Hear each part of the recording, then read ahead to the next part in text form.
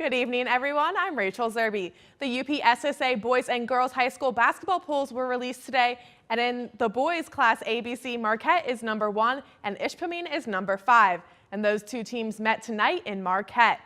The Hematites taking a trip downtown to face the Redmen in Marquette. In the first, Hart Holmgren goes up for the shot but dishes to Gavin Sundberg for the triple. Hematites on the board first.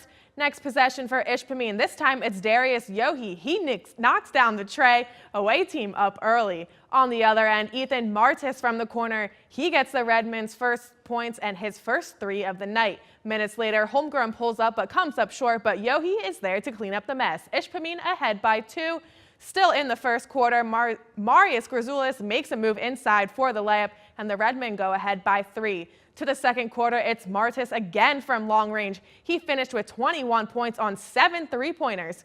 Marquette up by double digits. Going the other way, Holmgren on the run. He'll get the bucket and the foul, but the Redmen were victorious at home, winning 73-46.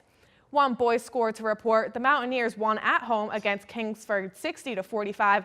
Iron Mountain's Foster Wonders led all scorers with 19 points. Taking it over to West Ishpeming now as Westwood Patriots hosting Escanaba. Ethan Burke starts this one off by stealing a pass, taking that one down and laying it in, and gets the and one. And on the other end, it'll be Jared Nash. Has this one just inside the arc. He works his way down with a slick fadeaway to bring the Eskimos closer. Back the other way, now the Patriots moving the ball around. It's dished out to Nathan Beckman, who makes space and takes the jumper, and it's in. He finished with 13 points. Escanaba's turn now. That's Nash again. This time from distance, sinks that 3 no problem. A few minutes later, ball movement was on the Patriots side tonight. Beckman down to Burke for the open layup. And the Eskimos with the ball now, Benjamin Willis with the pivot, and he drains that one as the Eskimos get the road dub 56-42. To Gwynn now as the Model Towners hosted Gladstone. Opening minutes of the game, Austin Forbes gets the floater to fall. On the other end, the Braves answer with a baseline jumper from Jared Ness, but Gwynn still leads early on. Minutes later, still with the Braves, Reese Castor goes between the legs and pulls up for the jumper, which he nails. Gwynn still leading in the first. Back to the Model Towners, Tucker Taylor gets it inside and kisses it high off the glass for 2 of his 32 points. Braves inbounding the ball. Castor has a clear cut to the hoop for the layup.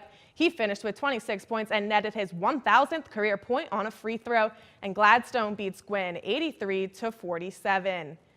To the scoreboards for girls hoop, Norway lost at home 36-41. Autumn Reisner had 13 points for the Eagles. Houghton beat Calumet in a close one 51-47. Rapid River won on the road against Kearney-Nadeau 49-42. Forest Park beat North Dickinson at their home court 60-52. To Gladstone, where the Redettes are in town. In the opening minutes of the game, Avery Letty dishes inside to Sydney Keevy, who finishes the layup. The Redettes leading early on. A few minutes later, Caitlin Hardwick pulls up from long range, misses the front end, but check out this hustle. She gets her own rebound. She then finds Megan Crow inside for the and one. Braves with their first bucket of the game. Back the other way, Marquette in transition. Stasha Warchuk misses from the baseline, but a Gladstone player saves it, and the ball will end up in Letty's hands for the basket. Marquette leading early on. Still in the first quarter, Taylor Zeese gets a bounce pass and launches from long range for the triple, and the Braves go on to win 42-33 at home. More scores to report. Lakeland and Hubble beat Dollar Bay 43-35. Chassell won on the road against Jeffers 62-24. Millie Allen had 19 points for Chassell. Baraga won on the road against Republic Michigami 60-35. Ewan Trout Creek beat Wakefield Marinesco at home 71-40. Now heading over to Negaunee, the Miners hosting the Blue Devils from the Sioux. Claire Johnson dishes it down low to Mackenzie Karki, who gives the Miners an early lead. On the other end, the Blue Devils off the inbound. Ball goes to Mackenzie Kalchik, who drains the three-pointer to tighten it up.